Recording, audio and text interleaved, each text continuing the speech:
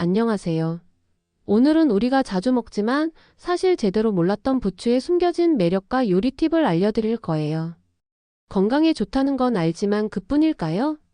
지금부터 부추의 놀라운 이야기 속으로 함께 들어가 봅시다. 1. 부추 그냥 채소가 아니다. 부추는 흔히 부추김치나 부추전에서만 봤지만 사실 천연 항산화제의 보고예요. 특히 알리신 성분이 풍부해 혈액순환과 면역력 강화에 도움을 준답니다.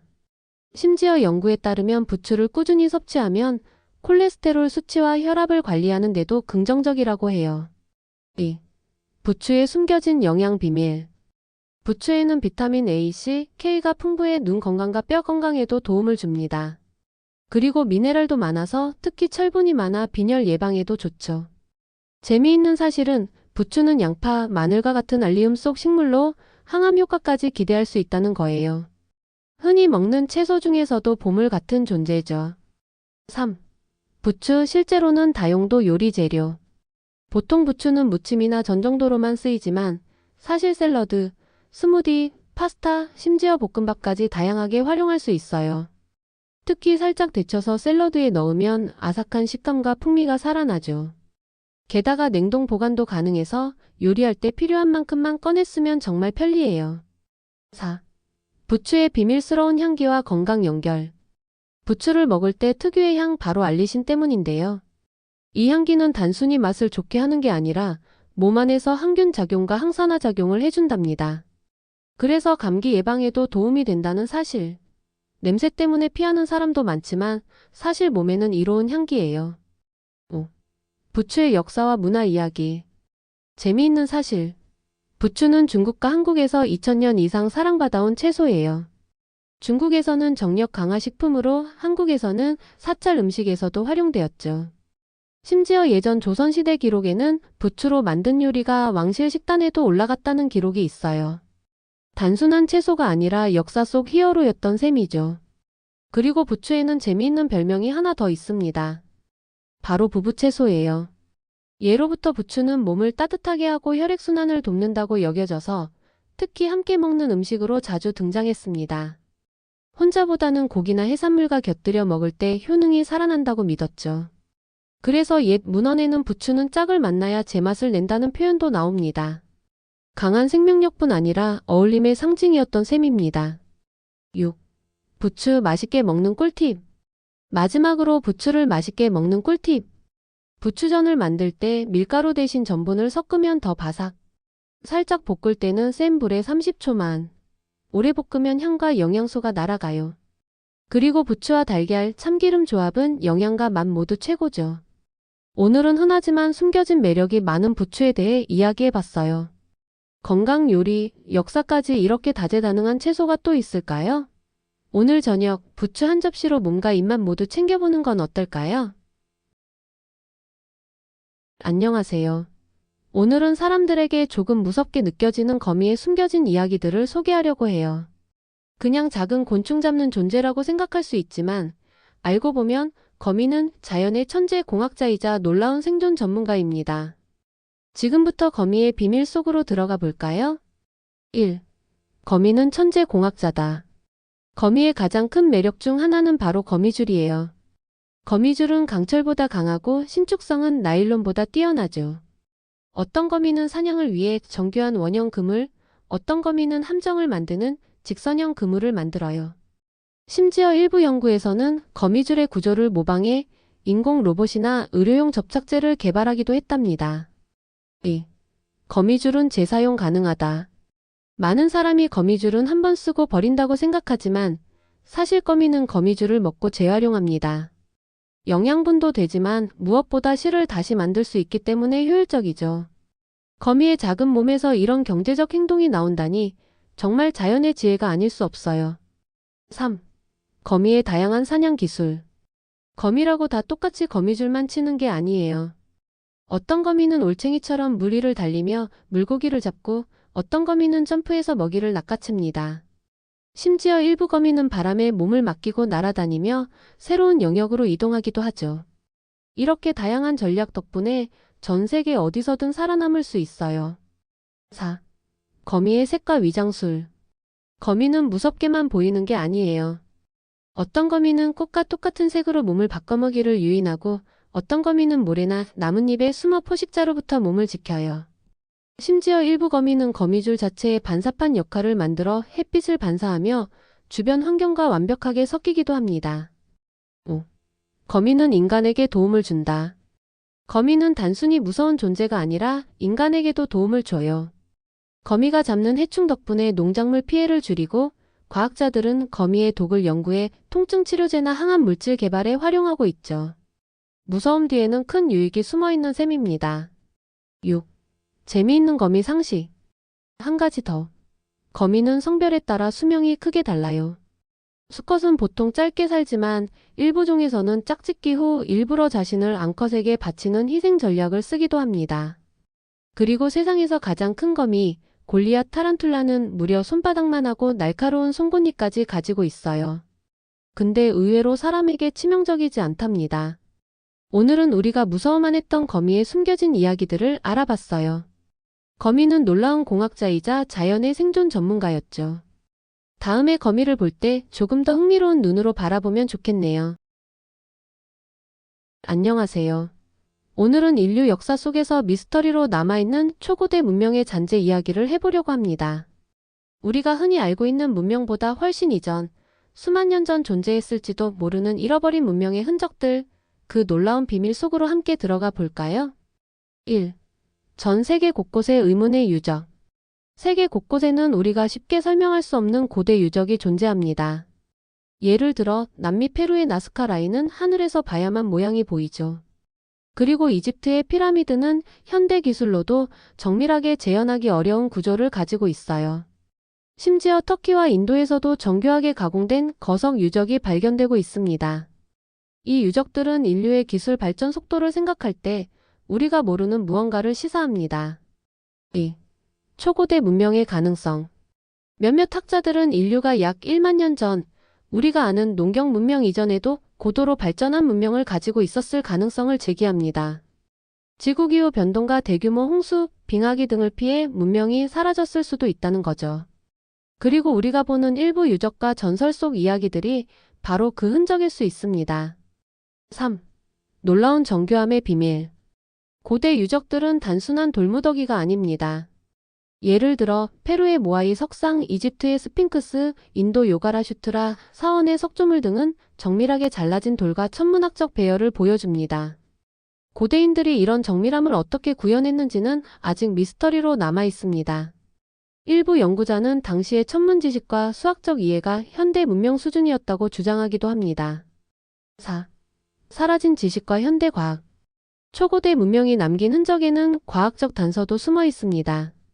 예를 들어 특정 유적에서는 당시로는 불가능해 보이는 금속 가공 기술이나 천문 관측 장치의 흔적이 발견됩니다. 현대 과학자들이 이 기술을 완전히 이해하지 못한 이유는 문명이 사라지면서 지식이 함께 잊혀졌기 때문이죠. 이것이 바로 초고대 문명 미스터리의 핵심입니다. 5. 전 세계 전설과 연결되는 잔재. 흥미로운 점은 전 세계 신화와 전설이 이런 초고대 문명과 연결될 가능성이 있다는 겁니다. 노아의 홍수 이야기, 아틀란티스 전설, 인도와 중앙아메리카 신화 속 신들의 존재, 이 모든 이야기가 단순한 신화일 수도 있지만 일부는 실제 사라진 문명의 흔적을 담고 있을지도 모릅니다. 6. 최신 발견과 연구. 최근 위성기술과 고고학 연구 덕분에 새로운 유적들이 발견되고 있습니다. 예를 들어 아마존 정글 속에 숨겨진 거대한 도시구조, 사막 및 고대 운하 시스템 등은 단순한 자연물이 아니라 인류 문명일 가능성이 높습니다.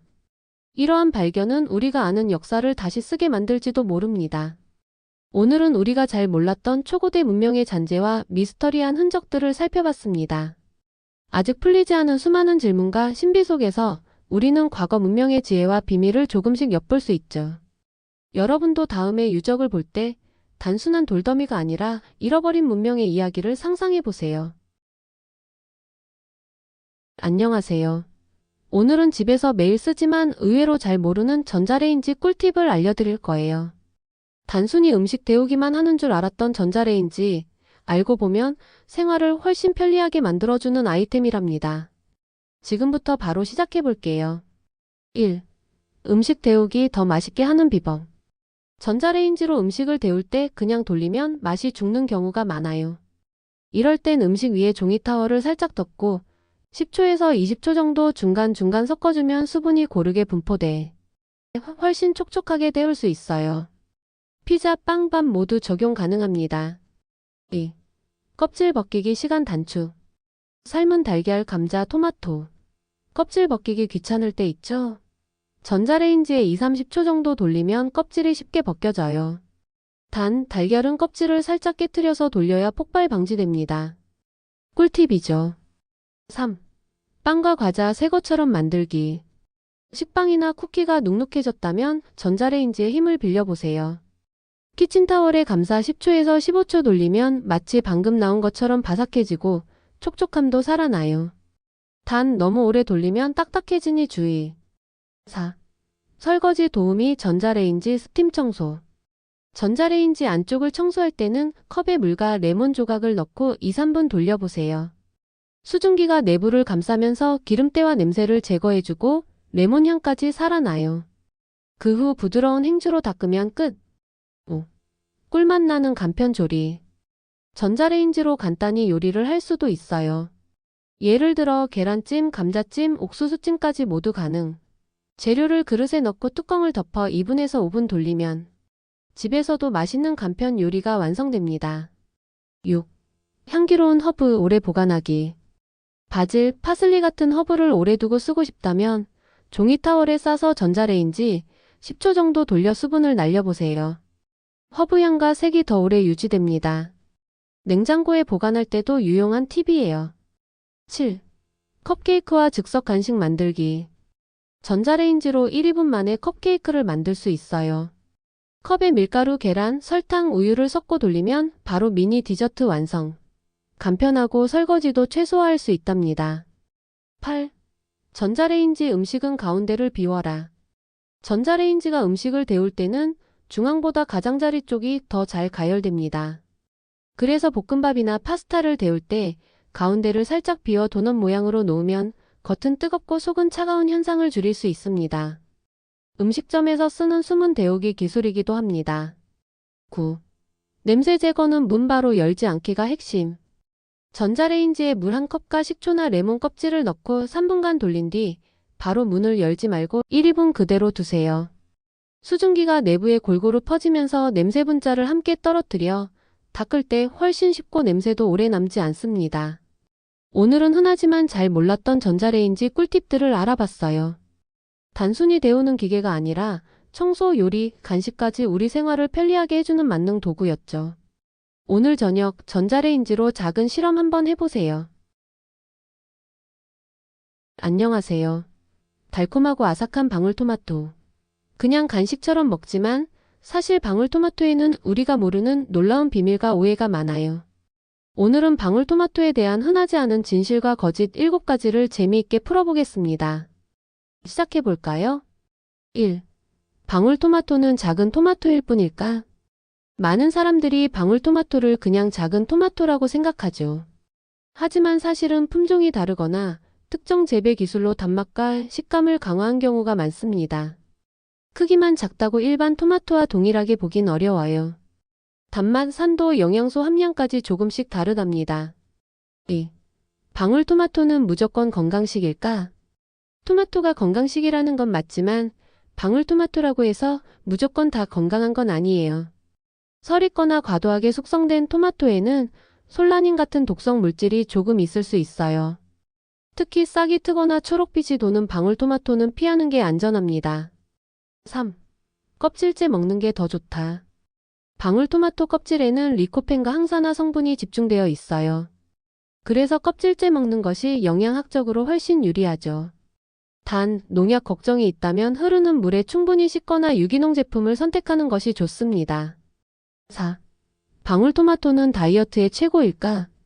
방울토마토는 칼로리가 낮고 식이섬유가 있어 다이어트에 좋다고 알려져 있지만 하루에 너무 많이 먹으면 혈당을 올릴 수 있어요. 특히 가공된 방울토마토 제품, 예를 들어 방울토마토 절임이나 소스 형태는 설탕이 포함되어 있으니 주의가 필요합니다. 5.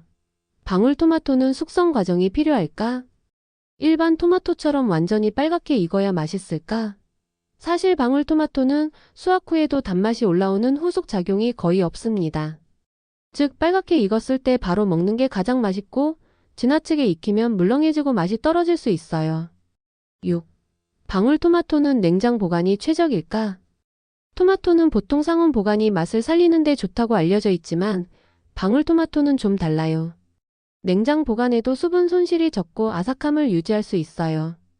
다만 오래 보관하면 껍질이 쭈글쭈글해질 수 있으니 먹기 전 10분에서 20분 정도 상온에 두면 풍미가 살아납니다. 7. 방울토마토는 아이도 좋아할까? 많은 부모가 아이에게 방울토마토를 그냥 주면 안전하다고 생각하지만 조심할 점이 있어요. 특히 작은 방울토마토는 아이가 삼키기 쉬워질 위험이 있습니다. 먹기 좋게 반으로 잘라주는 것이 안전합니다. 영양과 안전 두 마리 토끼를 잡는 방법이죠. 오늘은 달콤하고 귀여운 방울토마토의 숨겨진 진실과 거짓을 알아봤습니다.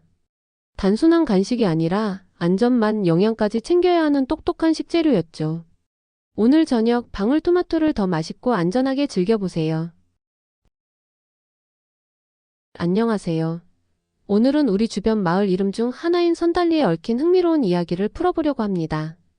단순히 지명의 하나라고 생각하기 쉽지만 선달리에는 역사, 지리, 그리고 문화적 흔적이 녹아있는 재미있는 유래가 숨겨져 있어요. 함께 살펴볼까요? 1. 선달리 한자로 보면 먼저 선달리라는 이름을 한자로 풀어보면 선가단 그리고 리로 이루어져 있는 경우가 많습니다. 선은 신선이나 영적인 존재를 뜻하고 단은 제단이나 큰 마당을 의미하죠. 즉 선달리는 신선이 머무르는 제단 혹은 신성한 장소의 마을이라는 의미가 담겨 있을 가능성이 있습니다. 2. 지리적 특성과 이름의 연결. 선달리가 위치한 지역은 주변 지형과 자연 환경이 이름과 연결되는 경우가 많습니다. 예를 들어 산맥과 계곡이 조화를 이루는 곳에 자리 잡아 마을 전체가 신성하고 평화로운 느낌을 준다고 여겨졌을 가능성이 있어요. 이런 자연 환경은 이름을 짓는 데 큰 영향을 미쳤습니다. 3. 역사적 흔적과 설화. 역사 기록과 지역 설화를 보면 선달리에는 예로부터 마을을 지키는 신령이나 영물에 대한 이야기가 전해 내려옵니다. 어떤 기록에서는 옛날 사람들이 마을의 평안과 풍요를 기원하며 제단을 세웠다고도 하고 신선이 내려와 마을을 지켰다는 전설도 전해집니다. 지명 자체가 역사와 신화를 담고 있는 셈이죠. 4. 유사 지명과 비교.